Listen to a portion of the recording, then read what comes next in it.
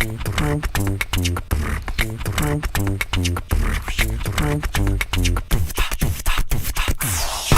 whatever happens this week, it'll be new blood versus old blood, because in the second game that we're going to talk about this week are the Bucs versus the Packers, where Tom Brady, the all-time greatest of any sport.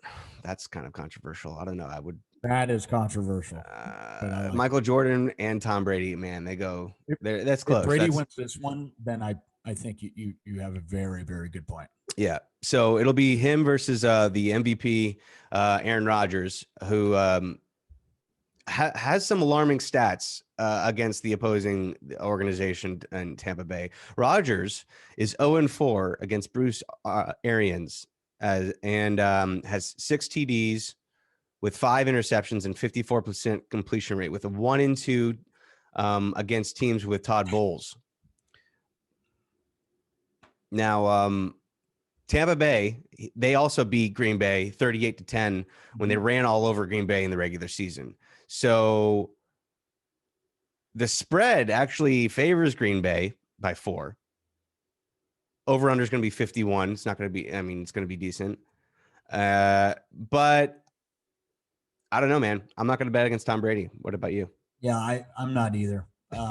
I just, the big issue for Green Bay is stopping the run. The one thing that the Bucs can do very well is run the ball.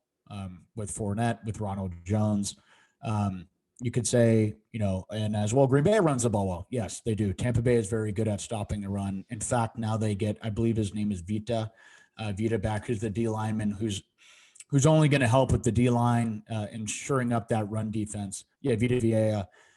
So he'll be playing back. He's a huge run stopper for them in the middle. And you could come back and say, well, we signed Snacks Harrison. Yeah, but Snacks is done.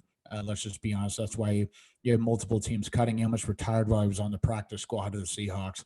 So I don't want to hear any of that crap. But yeah, I just think with Brady, how he's throwing the ball, and don't get me wrong, Rodgers and LaFleur, and how much I just pumped them up with Devontae Adams, Lazard, they're playing unbelievable. Robert Tonyan.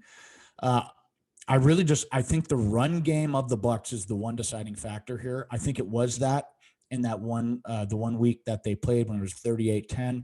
Ronald Jones, I believe, had a 95-yard touchdown, a long one there on the ground. So just those two alone from the standpoint of the running game, and a little bit of the defense, the back end of the Tampa Bay Bucs defense is playing pretty well, as you saw against Breeze, and obviously Breeze is on the downhill.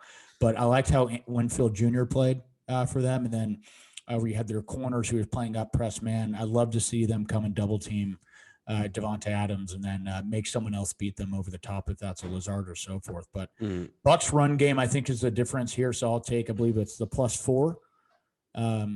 Yes. But since I'm a betting man, I'm going to say Bucs win this outright. So if I had to bet this, right, money line on Bucs for our sake, for the sake of the podcast, I'll take the +4.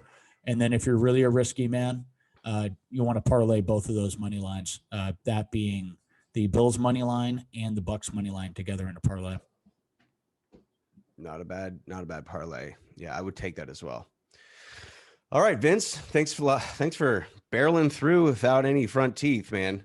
Yeah, sorry for the lisp, and we're putting the mic right where the teeth are missing. So yeah, just making sure that no one's going to be too scared of what's happening. Certainly, I look in the mirror every morning. I'm in shock. So we'll be back sooner than later with some teeth. Yeah, and I'm gonna cut this up. We'll send it out to you, so you can send it to Patrick Mahomes and say, "Hey, listen, if I can barrel through this podcast without any front teeth, you can play right now with a questionable toe and questionable brain, I guess." Yeah, just everyone get ready for one of the best weekends of football. Do not miss this. Yep. Clear your Sunday. One last thing before we get out of here. I've been experiencing this whole thing around boredom. And I think everyone else has too, just in regards to what you can do and what you can't do. And I'm finding a new sense of boredom, which is becoming problematic and probably not mentally healthy. The one thing I do look forward to is simply the games on Sunday. And I think these games for a lot of people mean more than just the football, right? It's a sense of escape of reality. It's a sense of, having something different to actually change it up and actually give us a little bit of faith. So to see these players, Mahomes and Josh Allen, how young they are, being how good they are, and then you see not that Rodgers is old, but he's 35, and then see the 43-year-old Tom Brady doing what they do. It just is kind of that little lifeline that we all need to continue on pushing, to see how these guys day in, day out do it without seeing their families, giving up all they do, and taking on, the areas and issues of COVID and still battling for championships. It's just another great thing for all of us to look at and take advantage of, for us to as well escape some reality. So enjoy Sunday, and hopefully you can find something else to do and not have the situation of boredom hit you. Well said. Well said, man. And it's also something to think about where you see Tom Brady and Aaron Rodgers play. You kind of get a little nostalgia and a good feeling about how it used to be. And then you can tune into the Bills versus the Chiefs and see these two exciting new quarterbacks and get excited for the future. So it's going to be a good weekend. I think it's going to be a good weekend, especially since, you start seeing these games with more and more fans attending the games. You can hear the actual chants of the crowd in the background now. I think this is reining in a new era of normalcy, and I'm excited to watch them too, man. So yeah, the handing of the guard of the NFL, right? It's the Brady of a new Rodgers age. have more years, but they're handing it over to Mahomes and Josh Allen. So really cool, and I think it fits perfect for the time we're in.